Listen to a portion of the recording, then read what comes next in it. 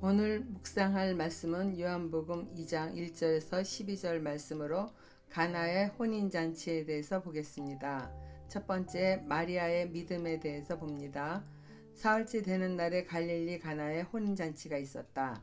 예수의 어머니가 거기에 계셨고 예수와 그의 제자들도 그 잔치에 초대를 받았다. 그런데 포도주가 떨어지니 예수의 어머니가 예수에게 말하기를 포도주가 떨어졌다 하였다. 예수께서 어머니에게 말씀하셨다. 여자여, 그것이 나와 당신에게 무슨 상관이 있습니까? 아직도 내 때가 오지 않았습니다. 그 어머니가 일꾼들에게 이르기를 무엇이든지 그가 시키는 대로 하세요 하였다.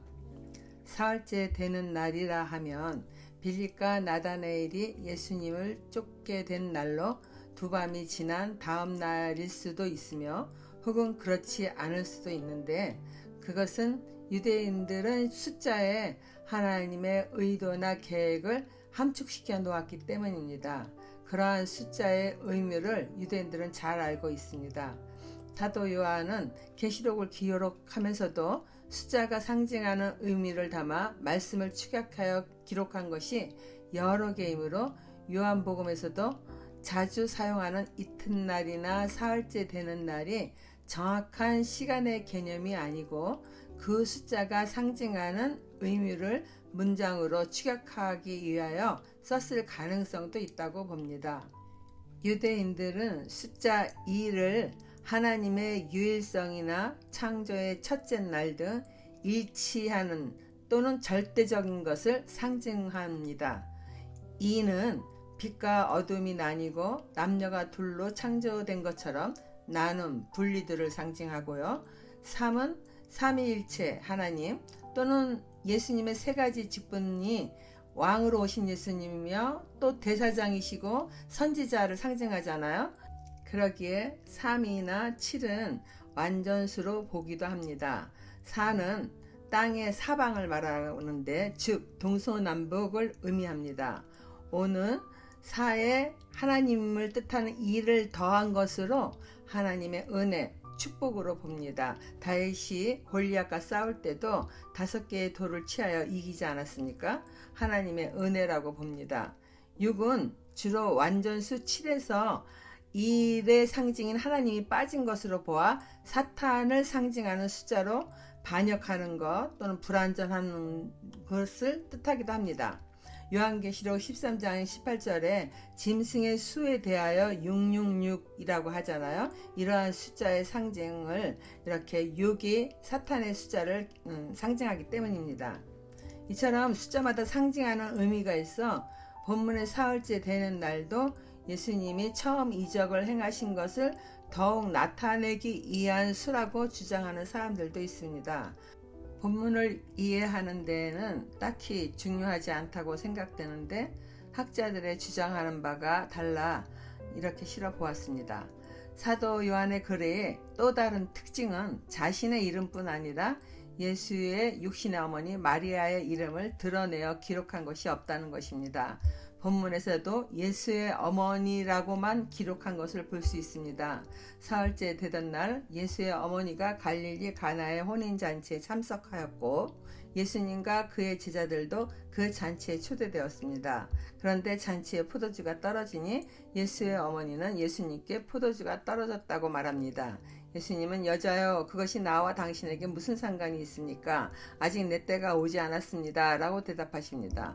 예수님은 사역의 모든 시간을 하나님의 뜻에 따라 수행하시므로 그 시간이 아직 이르지 않은 것이라고 대답을 한 것입니다.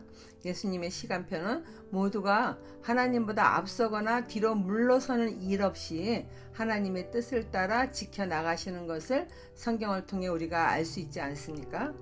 또 예수님은 육신의 어머니에게 여자여 라고 호칭한 것이 조금 어색하게 느껴질 수 있잖아요.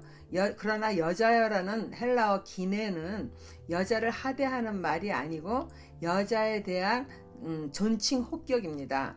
예수님은 이제 공생의 시간이 가까워짐을 육신의 어머니인 마리아에게 암시한 것으로 보입니다. 예수님이 나와 당신에게 무슨 상관이 있습니까? 라고 대답을 하였으나 마리아는 하인들에게 무슨 말씀을 하시든지 그대로 하라고 말합니다. 예수님의 대답에 마음이 상할 수도 있는 상황인데 마리아는 육의 어머니로 예수를 키우면서 누구보다도 그 예수의 성품을 잘 알고 있었던 것입니다.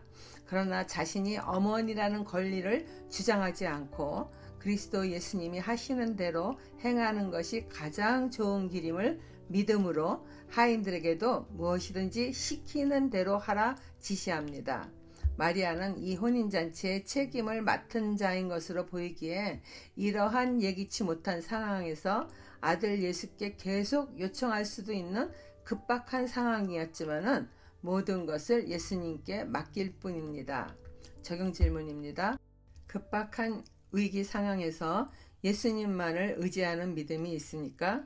예수 그리스도는 반드시 가장 좋은 길로 우리를 인도하여 주실 것을 믿어 요동함이 없이 마음의 평안을 지키고 살아갑니까? 두 번째 단락입니다. 한 사람의 믿음이 모두를 즐겁게 합니다.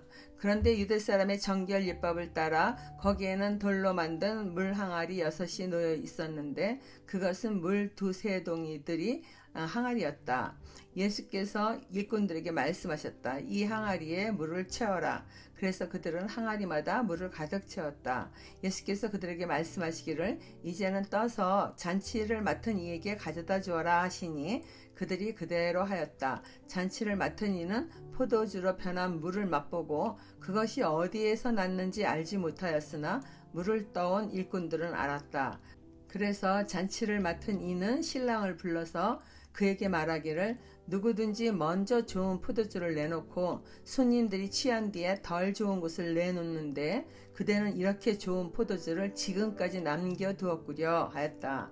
예수께서 이 첫 번 표징을 갈릴리 가나에서 행하여 자기의 영광을 드러내시니 그의 제자들이 그를 믿게 되었다.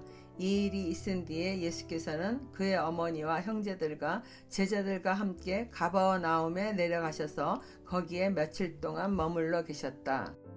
예수님은 육신의 어머니 마리아에게 당신의 때가 이르지 않았다고 말씀하셨지만 일꾼들에게 정결 예법에 쓰는 물 항아리 6에 물을 가득 채우라고 말씀하셨습니다.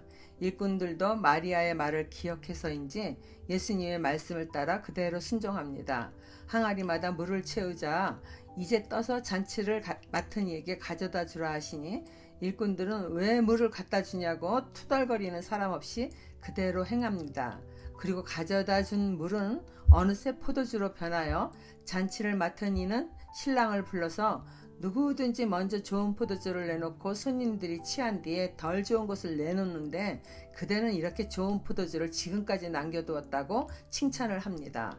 물이 포도주로 변한 것은 오직 물 떠온 일꾼들만 알았습니다. 이 표적은 예수님께서 행하신 첫 번 표적이었습니다. 그리고 이러한 표적을 본 제자들은 예수님을 믿게 되었습니다. 마리아의 믿음과 하인들의 온전한 순종이 혼인잔치를 더욱 즐거운 잔치가 되게 하였고 예수님이 함께 계시니 어려운 상황도 형통하게 해결되는 기쁨을 맛봅니다. 우리 역시 일상생활의 모든 상황마다 말씀을 따라 순종하며 살아갈 때 도우시는 손길을 경험하게 될 것입니다. 마리아 한 사람의 믿음은 그 잔치에 즐거움을 더하게 하였습니다.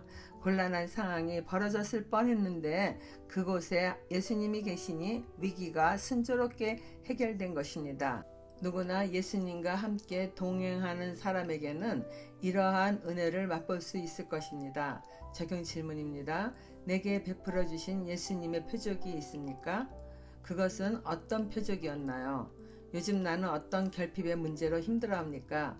어떤 힘들고 절박한 상황도 주님이 가장 좋은 것으로 바꿔주실 줄 믿고 하인들처럼 온전히 순종합니까? 기도하겠습니다. 나의 삶 가운데 예수님 함께 하여 주시니 감사드립니다. 때로는 절박한 위기 상황이 삶 가운데 일어나도 놀라거나 두려움 없게 하여 주시길 바랍니다. 그리고 예수 그리스도를 의지하며 담대한 믿음과 인내로 기다리는 신앙인이 될 수 있도록 노력하겠습니다. 언제 어디서나 동행하여 주시며 베푸시는 풍성한 은혜를 저 또한 나누는 삶을 살아갈 수 있기를 예수님 이름으로 기도드립니다. 아멘.